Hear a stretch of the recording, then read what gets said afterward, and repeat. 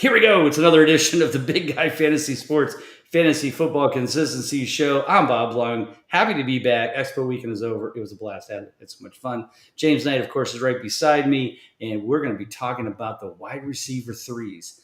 Does it matter? Yeah. These guys could be the difference between making the playoffs and not making the playoffs. You get somebody that can do this and get a guy who's wide receiver 3 that can earn wide receiver 2, maybe wide receiver 1 money, dollars or value, you got something golden. We're going to talk about it next.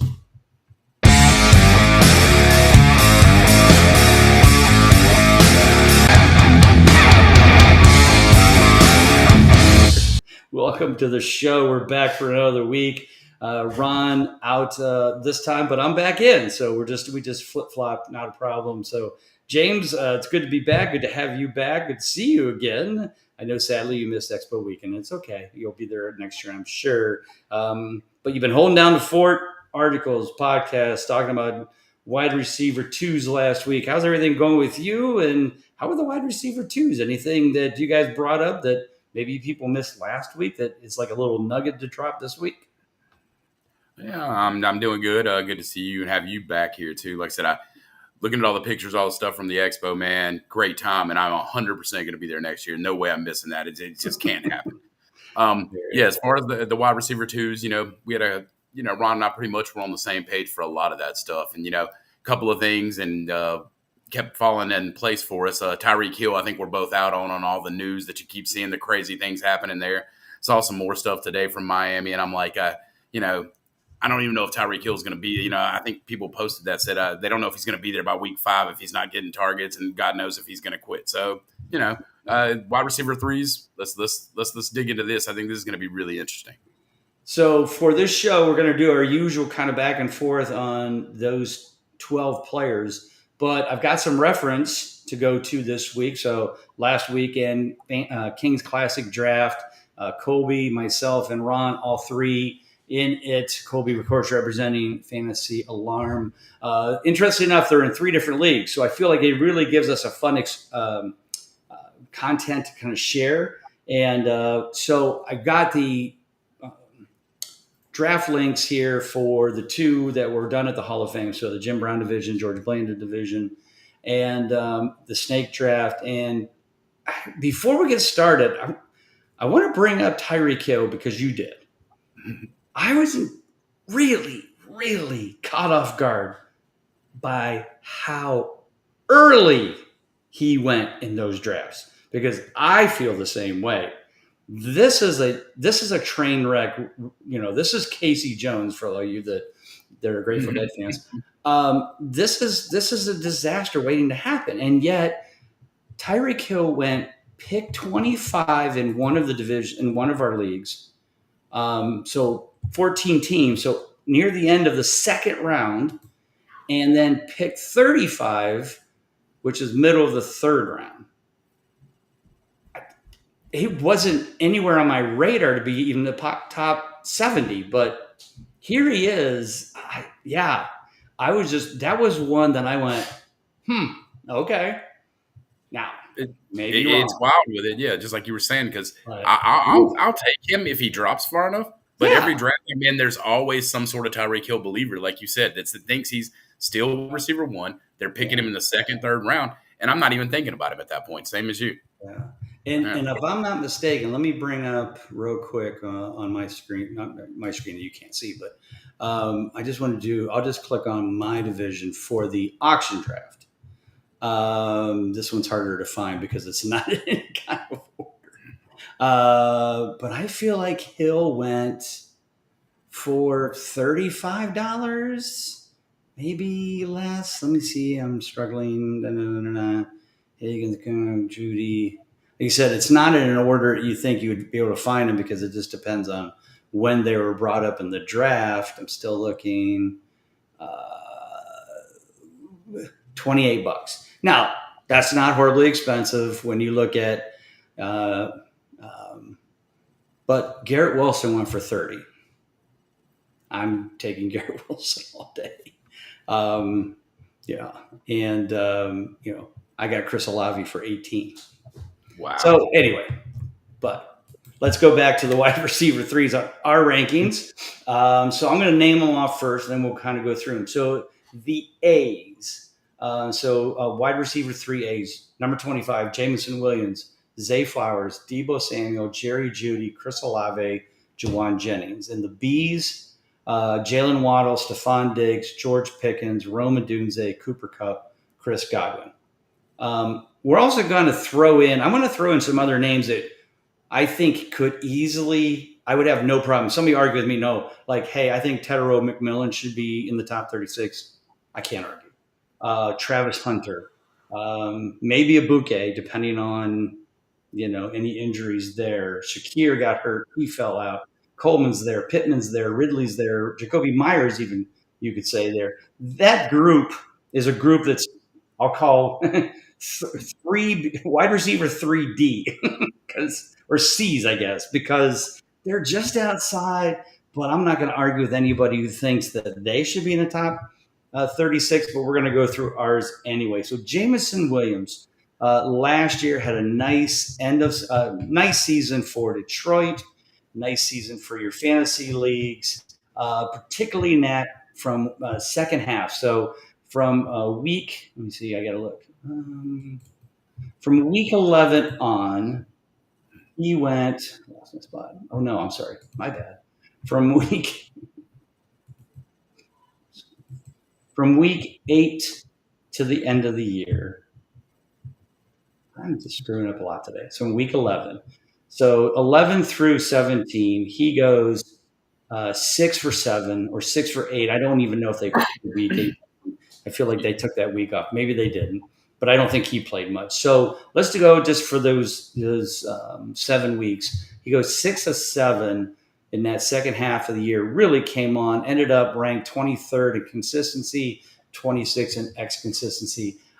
I think he's a perfect wide receiver 3. Now everybody says he can make the jump to 2. I still don't know with that offense. Their line's a little bit beat up. They lost Frank Ragnow from last year, went to retirement. They lost one of them to injury already. The thing with Jameson Williams is you need time to throw it to him. So that's what scares me a little bit, that consistency could drop off. Not going to say he's not going to have those big games, but what are your thoughts on Williams? I have no problem, again, wide receiver 3, but I don't know if, I'll just leave it at that. And that's all really valid points because I feel the same way. If he's a wide receiver 3 for me, I'm very, very comfortable. I'm probably comfortable with him being a wide receiver 2 if I've stacked, running backs early on and done some stuff and waited a little bit. I'll touch on what you did too because I looked at some of that stuff too. From week 11 on, he averaged 7 targets per game. And during that, he averaged 16.2 fantasy points per game, which would have been good enough to be top 15 in the wide receivers for last season if you did that all year. Crazy part about that, during that stretch, you were saying 6 of 7 games, he had at least 5 receptions and or a touchdown in every one of those games to end the year.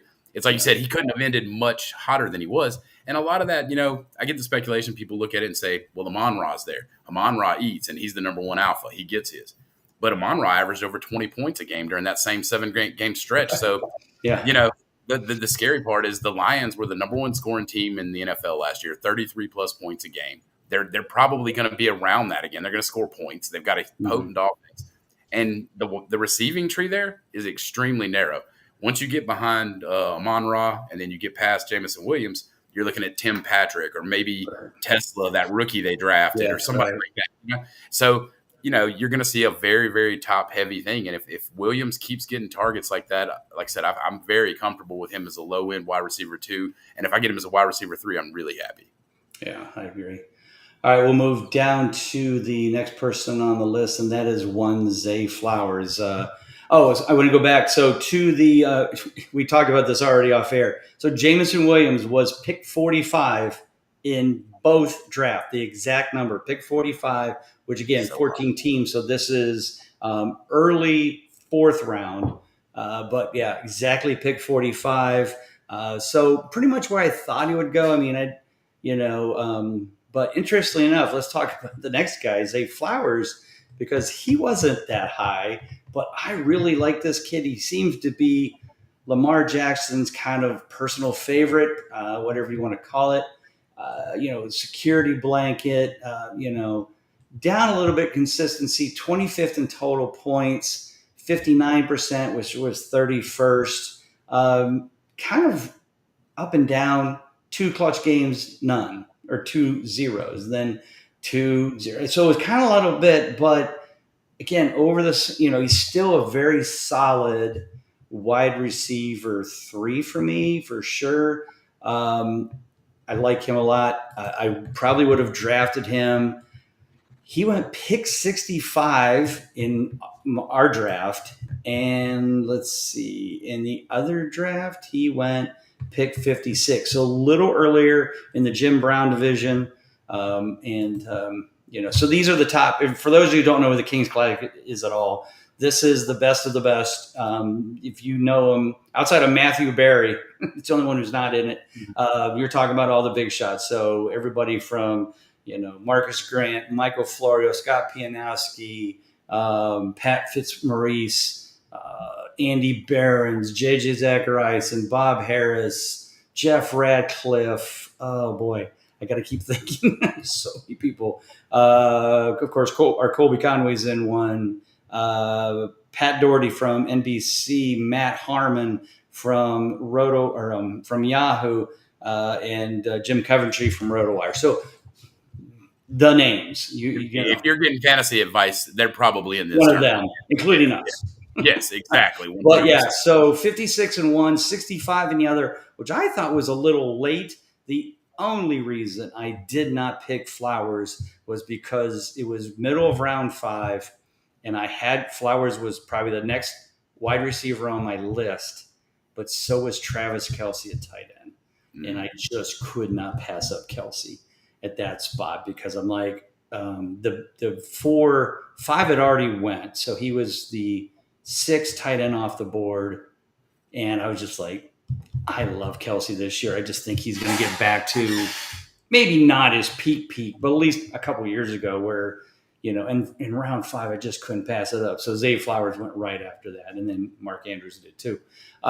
Your thoughts on Zay Flowers as a wide receiver 3? You good with that? Sooner or later, you kind of feel like that round 5, 6 is a good spot. I think so. Your thoughts? And then, very, very similar to what you're touching on. You start certain drafts fall that way. You'll see a Kelce or see somebody else that does catch my eye. Because I think Flowers is almost that boring, safe pick. Like you said, he's Lamar Jackson's number 1 target. He's the number 1 receiver there. But you don't really hear about him near as much. Even when you look up news for him in training camp, it's just like, well, Zay Flowers was here. He did his thing. But, you don't really see any splash stuff. Last year, he averaged 12.3 points per game. So he was wide receiver 36 in points per game. So right there at the end line of that, wide receiver 3 grouping. And, but his career, you're talking about this guy's averaging 100-plus targets a year. I think it's 112 targets a year over his career, 75.5 receptions per year. He's going to be boring. He's going to, and he's going to have some decent weeks and stuff. But at the same time, he just doesn't have as much appeal for me. So I kind of feel like he needs to drop a little bit more, and I don't usually end up with him because very similar to you, Kelce pops up or a running back drop that I didn't think was going to drop. I'll get them, and sure enough, Flowers goes about 3 picks after me, and he doesn't make it back. Yeah. And I don't think I've had anyone in my teams yet either. Like you said, It's usually that round 5 or 6 where I'm looking at a tight end like Kelce or, maybe my second running back, which happened actually in the next round in this draft, which leads me right into our next player. So our next player is Deebo Samuel. I think this is the guy that seems to be a very polarizing player depending on who you talk to. I think it's a love-hate relationship. I'm on the love side. Why do I love Deebo Samuels? Well, one, I'm praying that he stays healthy, which we can't control, but I'm hoping. But I think a couple things. Number one, of course, Terry McLaurin hasn't signed. We're still waiting for this. If he waits to the last minute and signs, which probably he'll do, it always seems that person isn't in shape, isn't ready to go, gets hurt within like the first 3 weeks. Then he's out for a while. It's usually a mess. You usually don't see a guy who misses most of preseason, signs, and it comes out like a bang. So I'm thinking Deebo comes out. He's gonna, they've already said they're gonna play him like they did in San Francisco. They're going to use him as a back out of the backfield or with the running play. Obviously, he's going to be the number one receiver because McLaurin is out. And I feel like he's going to get now. If McLaurin gets mid-season, he's back in form. That's all well and good, but I think if anything, now that allows Samuel to do more things because teams have to focus on McLaurin again. So I just like Samuel. It's all 100% based on health. That means that he's a good value. So he went as pick 81 in one draft, which is round 6, and pick 85? No, 75 in the other draft. So basically a 6th rounder, 7th rounder, depending on your 12-team scenario. I think that's great value. I love getting him as my wide receiver 3. Actually, in the auction draft, I bought him for $15, $16 as my wide receiver 3. So I was pretty happy with that because I think he can easily be a wide receiver 3, maybe even a wide receiver 2 numbers if he can play those 15 plus games throughout the season. He always gets nicked up. He usually comes back. Are you a love or are you a hate or are you in between? Are you one of the rare in-betweeners for Deebo Samuel this year? I am firmly in the love camp for Deebo Samuel. I had him in 2021 when he did that just monster 1,700 total yards year, had 14 touchdowns. I actually had him and Cooper Kupp as 2 of my receivers in that league, and I don't need to tell you where I probably finished in that league. So he is on my love list. And the thing about him is you look at the numbers and you look at the stuff, and even as the number one target, like you were saying, that no McLaurin, he's the default number one. It's not even close. So, the numbers for him, he'll have 5 catches, 60 yards, and he's always got the potential to break one. And then you look at his fantasy points, and you're like, wow, he got 20 points in that game. Oh, I forgot he had 3 carries for 27 yards and punched one of those too and did that. He gives you such a blend of scoring points. And putting him on an offense now with Jaden Daniels, and Cliff Kingsbury calling plays and doing stuff for that, they're going to love using him in all kinds of ways. He's going to be in that backfield. He's going to get targets on screens and do that. And like you said, he plays super physical, so he does get nicked up and banged up. If he can stay healthy all year, then he's a steal where he's going at this point, I think. Yeah, no, I definitely agree. So we're going to move on to Jerry Judy. As a Browns fan, I hope he does well, but still we think we know who quarterback is. We're not sure. I assume it's Flacco, but we don't know if he's going to be there all season. Interestingly enough, I'm struggling to find Jerry Judy in the one draft. I know where he went in my draft, and I literally just cannot find him. And I'm not sure why, because he should be somewhere in this range, and he's not. Oh, there he is. Pick 64 in one, and I just saw him 75 in the other. So big, about 11 person. And so I think there's a little bit of Jerry Judy, Deebo Samuel scenario here. I don't know if it's love, hate. It's just a question of trusting the quarterback situation in Cleveland or not. We know Jerry Judy is very good. He proved at the end of last year, came out gangbusters, especially the second half of the season last year. He was on fire. I think he went 7 of 8 or 8 of 8. I can't remember. Let me look that up. He went 9 of 11. No, 9 of 10 because there was a bye week. So he was 9 of 10 over the last 10 weeks. Ends up 71% consistent, 16th in total points, 20th in consistency. Quarterbacks, whoever they were at the time. So he's got the talent. He's basically the number one guy, but it's all going to be, is it Flacco? Will Pickett come back? As long as Flacco's out there, I feel like he's got value. And even Cedric Tillman, I think, has value too. Pickett, I don't know because he just didn't show a lot to me in Pittsburgh, but I've heard that all preseason and camp, he's been the number one guy in everybody's mind. So I guess he can throw the ball well. We'll see. Sanders showed a little bit on the other night. Not a bad performance. Where are you at with Jerry Judy? Well, it's kind of the same thing. Love hate. You're talking about that. I'm a Broncos fan, so I Ah, there's a I still remember those years. Every year, it's going to be Judy's year. He's so talented. He runs routes so well. He does everything. Only to watch him go to Cleveland last year, flourish there. And not only did he flourish there, he absolutely torched Denver when they played. Like that was just insane. Like that's the Jerry Judy everybody thought we were getting. right. And like you said, I when I look at him, I anticipated seeing him and saying, okay, he's not really consistent. He had the big blow up game in Denver, and he does that. And when he feels like playing, he shows up. But the Mhm. oddity is that's not the case. He turned it on and looked like he was good there in what would be a dysfunctional offense. I mean, you could probably say he had the Jameis Winston effect last year with him throwing the ball everywhere. But I'm with you. Joe Flacco did that exact same thing in Cleveland like the year before when he came and signed and averaged 300 plus yards a game. If Flacco's starting, Judy's the alpha wide receiver there. He could creep up in that high end wide receiver too, just from the volume.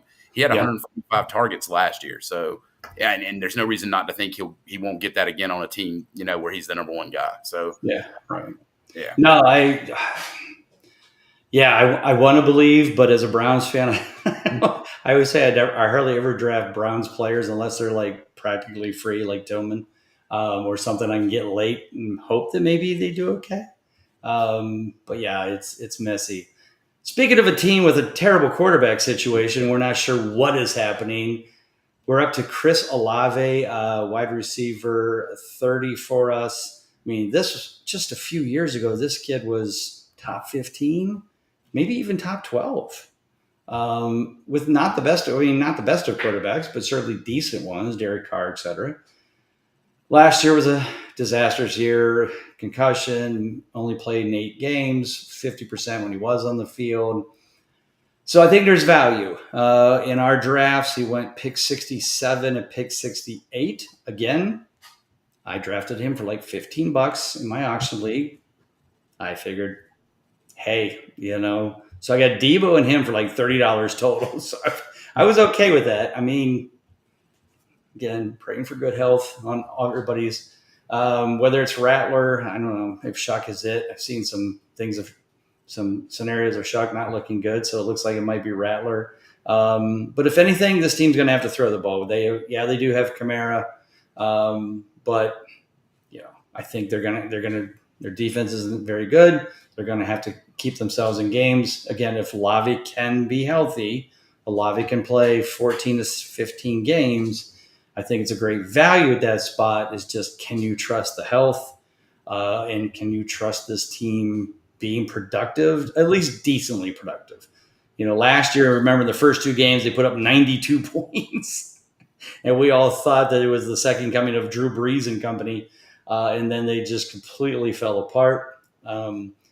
Olave had 3 clutch games in the first 4 weeks. And it looked like we're on a roll, and then it just kind of fell apart from there. Chris Olave, in, out. Do you feel like you can stay healthy, or are you kind of stepping away from that one?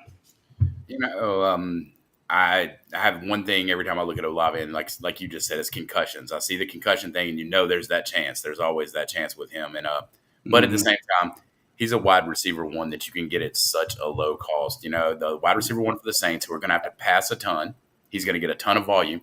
He's averaged, outside of last year, he's averaged 128 targets a year, 79 receptions a year, and over 1,000 yards. So he's been that guy even when the Saints haven't been great. So this year, they're probably, like you said, they're going to be down a lot. Doesn't really matter who the quarterback is. They're going to throw the ball 30-plus times a game. It's hard for me not to see him getting 8 to 10 of those a game if he's on the field, So I like where he's at. The 2 seasons prior to last year, he finished right around that end of the wide receiver 2 range, right at the early wide receiver 3 range. So if you're getting him as a wide receiver 3, as the 35th, 36th, wide receiver off the board, you're probably, that's a value as long as he stays healthy, but you're rolling the dice on that. Mm-hmm. So speaking of injuries, which we talked about here with Olave, now we've got one with Jauan Jennings. I was all in on Jauan Jennings till he got hurt here in preseason. I don't think it's significant from what I understand, but an injury is an injury, and there's no Deebo to fall back on. There's no Ayuk to fall back on. So actually now Ricky Pearsall is going at an absurd scenario in some drafts. In fact, Pearsall was picked right after Jennings in one draft at 79 and 80. And Jennings and Pearsall, how close were they in the other one?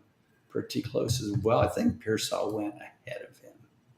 He did. He went pick 68 versus 78. I like Jennings. I think he proved that he could be a good player. He wants to get paid, but you got to stay healthy. So this was his year to prove it, and so just kind of see what happens. He's one of those that I feel like I might be doing some adjusting here soon, and maybe moving him down a little bit, maybe moving some people up a little bit. But what are your thoughts on him at that spot? Yeah, well, like you said, he proved that he could play. He did well last year. For what it looked like, on the surface, you look at the year that he had stepping up as the wide receiver one.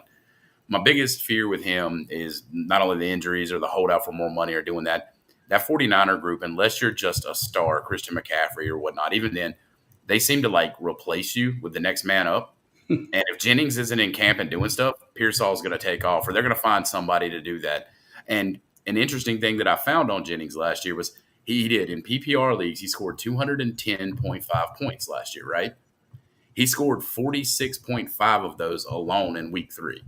Oh, yeah. So 22% of his entire season output came in week 3, just one game.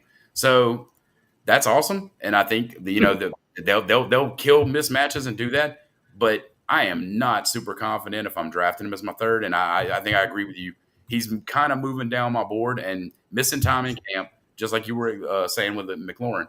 You miss time in camp. You come back, you're a little rusty, you're a little slow, and it seems like they almost always get banged up the first couple of games too. So by the time he's even back trying to get into the system, we might even see Brandon Ayuk back in San Francisco at that point. That's going to eat into his potential to be a wide receiver 3 as well. So I'm out on him unless he drops far enough to where I just feel like it's a real deal. Yeah. Next one up is Jalen Waddle. I feel like it's just all I should put in for the description is see Tyreek Hill. But on the other hand, who's going to benefit if Tyreek jumps ship? It's going to be Waddle, which means there could be value there. He went pick 57 and pick 60 in the 2 drafts, 5th round. Again, it's a 14-team draft. I haven't picked him yet, but I'm starting to think, well, I guess it's not a terrible concept if I take him as my wide receiver 3, because if Hill pulls an Antonio Brown and just runs off the field with his shirt off, then he's our guy. But I don't know. I honestly can't touch. I'm just not going to touch him. Do you agree? It's almost an identical situation, but it's not him. It's his quarterback, as Chris Olave. The word here is concussions again. And like you said, they already got the Tyreek Hill drama. There's all kinds of crazy stuff going on. Tua is one hit away from when he's out of the game too. He's done. And if that happens, that offense seems to just fall apart. With Waddle, we watched him do stuff. Him and Olave, like I said, same kind of story. A year or two ago, you're talking about these guys were top 12, top 15 wide receivers, and everybody. I remember a season where it was who's the better wide receiver too? Was it T. Higgins or Jalen Waddle for their teams? Who's going to put up big points? And Waddle just, so much would have to go right. Tua staying healthy. Like you said, Tyreek probably imploding and letting Waddle take over as the one that I do not feel comfortable betting on that. Not at all. I got it. All right, next one up, another polarizing figure. Again, you love him or hate him. But as a wide receiver 3, you don't have to be too gutsy. And that is one Stefon Diggs. In the drafts, he went pick 74 and 75. Usually a wide receiver 3 or 4 for most teams. again, I'm good at that because he is the only guy there in New England that's catching the ball as a receiver, and they have Hunter Henry. Trayvon Henderson has been looking good. Uh,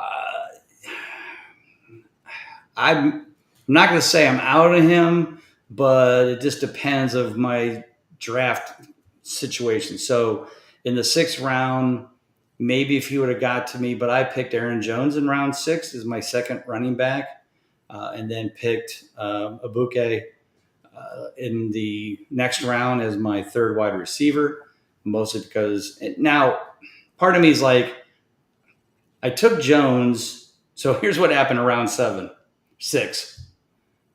5 straight wide receivers, Tony Pollard, and then it was my pick. And I'm like, Wow. I'll take Aaron Jones. I like him. I think he's going to be a great. I think he'll be just as good as last year, and that's a great RB2. And I'm like, okay, I'll get my third receiver because here's all who's available: Chris Godwin, Jauan Jennings, Deebo, Shakir, Cooper Kupp, Michael Pittman. They're all available. One of them will make it back to me, right? Wrong. Yeah. So, needless to say, that's what happened when you draft with sharks. You can't assume something. So I ended up taking a bouquet because like other players were like Shaheed and Luther Burden and Pop Douglas. And I'm like, oh gosh. So now I'm hoping for Godwin to get hurt. No, I'm just or at least be a little, not really badly injured. Just, take about, I don't know, 14 games off. That'd be great. But so I took a bouquet. But yeah, it was just a crazy scenario that happened. But Diggs was taken a couple picks before me. Would I have taken Diggs? Maybe, but again, I needed that second back, and I was afraid that if I didn't take Jones, he wouldn't have made it back to me, and maybe he wouldn't have. But anyway, let's move on to George Pickens. This one is it's got. I've heard people that are just gaga over him in Dallas, which okay. He's on the other side of CeeDee Lamb. Dak Prescott is healthy. The running back situation is pathetic.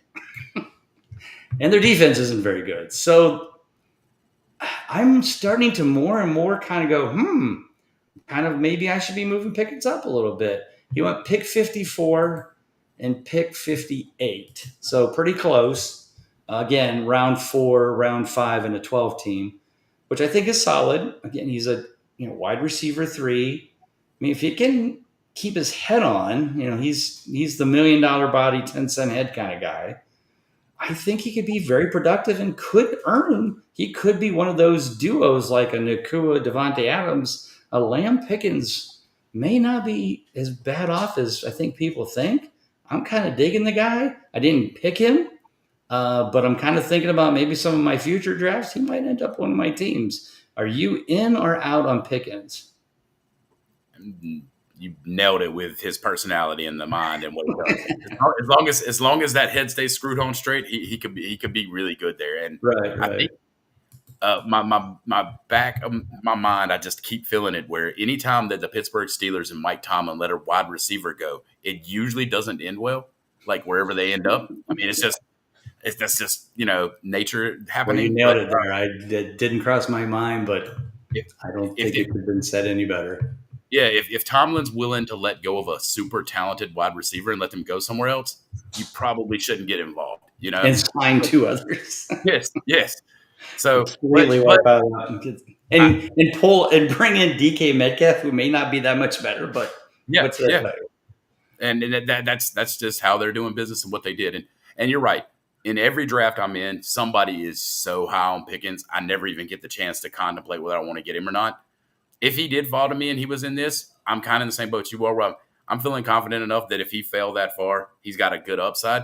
But like I said, he never makes it to me technically around that time. Or if he does, there's somebody else I feel is a lot safer that I'm, again, not want to bet on it, but former Steelers receivers have this just tendency to blow up somewhere else in a bad way. And I don't want any of that. Totally forgot, but you nailed it on the head right there for sure. Like I said, in the picks was 58 and 54. We're going to move on to Rome Odunze, who, just like I forget our earlier one, was exactly the same pick. This time, pick 63 in both leagues, which actually was after Pickens, after Waddle, after Rashee Rice, and before Zay Flowers and Chris Olave. So just to kind of give you a focus of where he's falling in. So he's a little bit higher than I think we have him ranked, but I think the kid's got potential. It's a question of Caleb Williams and Ben Johnson getting that kid in sync. Could be great, could be a disaster. I mean, I keep hearing that things still are not 100% going well in camp for Caleb. Accuracy issues, which Ben Johnson doesn't approve. So we'll see how that all comes about. I like the kid as a talent. I like the kid as a wide receiver. It's just a question of does Caleb Williams give him that scenario? I was actually quite surprised. I thought he would go a lot earlier in this draft. I thought the hype was higher, especially with the big boys. Usually when I draft the big boys, there's always some people that I'm like, yeah, I'm not that high on this guy, but they are. I thought Odunze would be that person, and he really wasn't. Again, both at pick 63. In or out on Odunze as your wide receiver 3?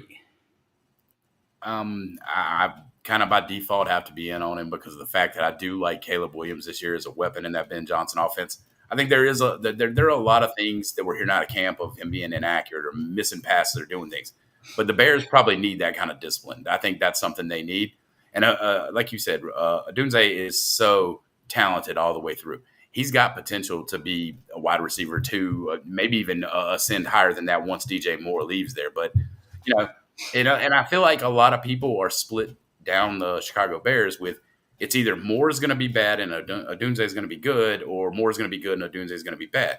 But in reality, this team, despite the talent that they brought in, drafting Luther Burden, Colston Loveland, the tight end, they already got Cole Kmet. I think they're going to be extremely top heavy. Keenan Allen left. He vacated 121 targets there. I think you're going to see a lot of that going to Odunze. And if he gets high volume, he's going to put up numbers. And so I like him. I think he's going to have his, a really good year.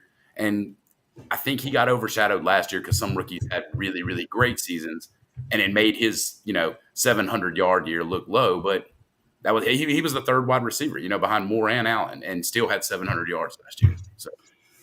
All right. Well, we're getting a little bit along here in the show, and I kind of want to just talk about these last group because I feel like any of these guys could be our number 35 and 36.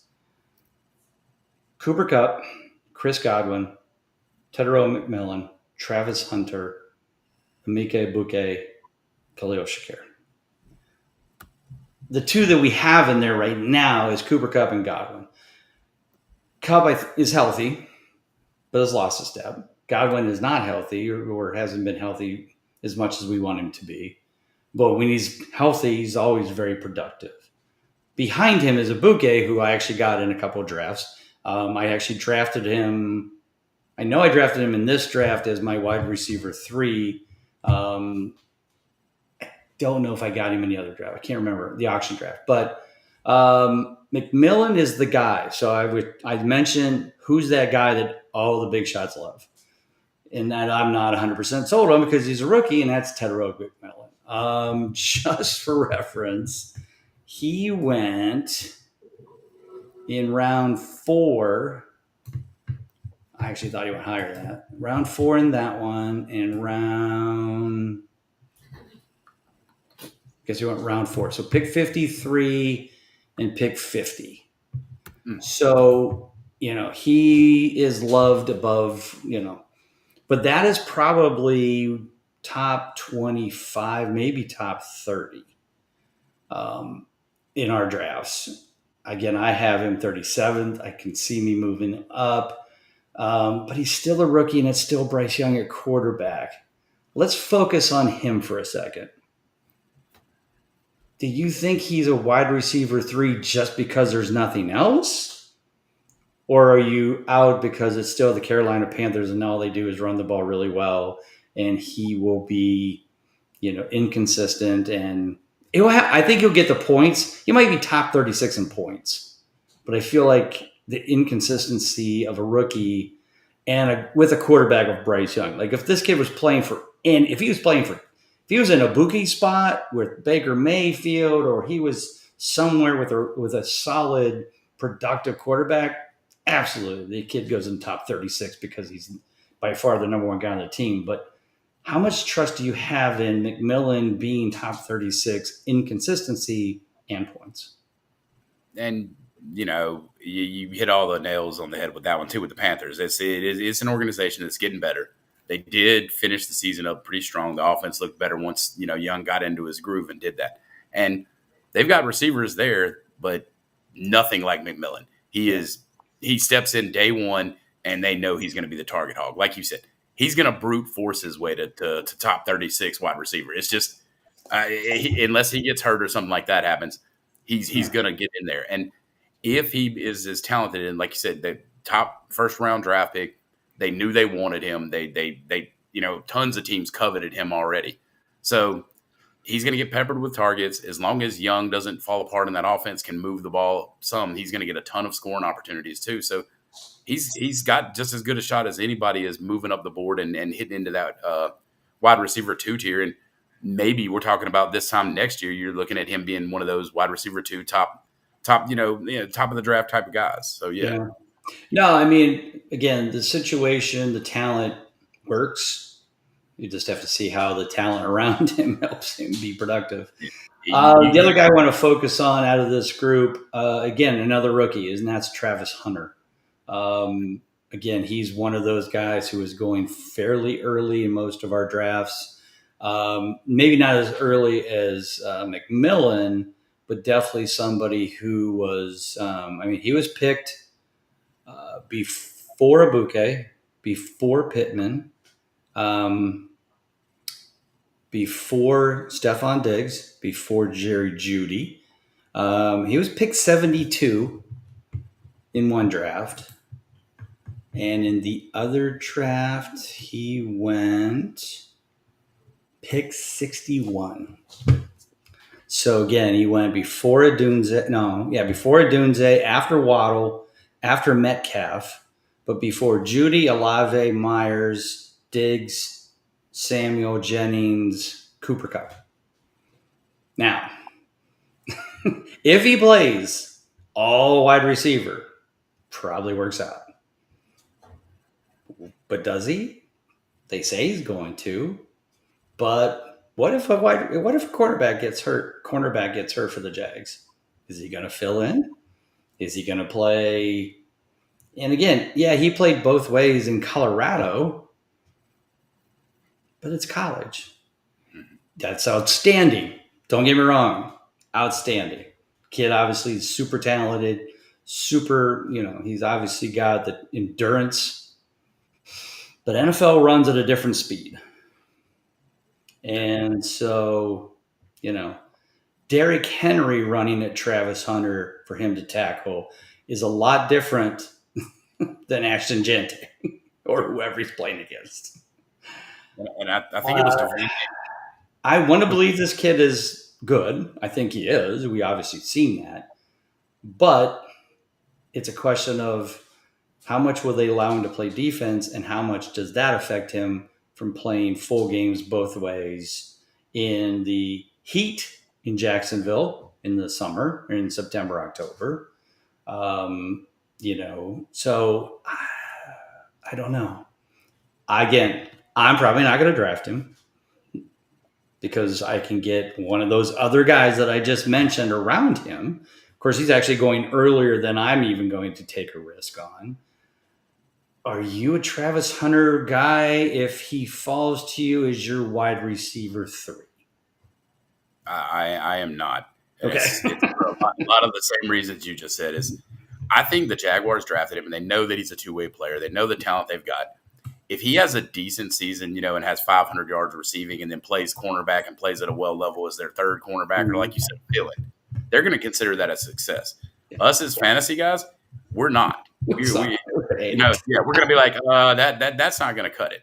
And it's like you said, Devontae Adams was interviewed the other day, and they were talking to him about it, and he's like, I don't even know how this is possible. I understand Hunter wants to play both sides, but it's not if you get injured in the NFL, it's when you do. We all it's 100% injury rate is what he said, basically. Mm-hmm. And he's like, with him playing on both sides, and he pointed the exact same thing out to you. He's like, this man's got to tackle Derrick Henry at some point.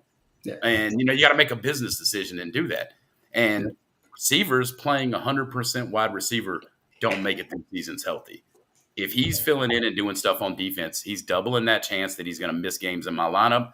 And I'm not 100% sold he's going to get the usage he should anyway, or that I won't. So, yeah, I just can't do it. I can't pull the trigger on him as a wide receiver 3. And he would have to drop. And, like you said, there's some people who firmly believe in him. So they're going to get him before I do in a draft. And I'm okay with that. Yeah.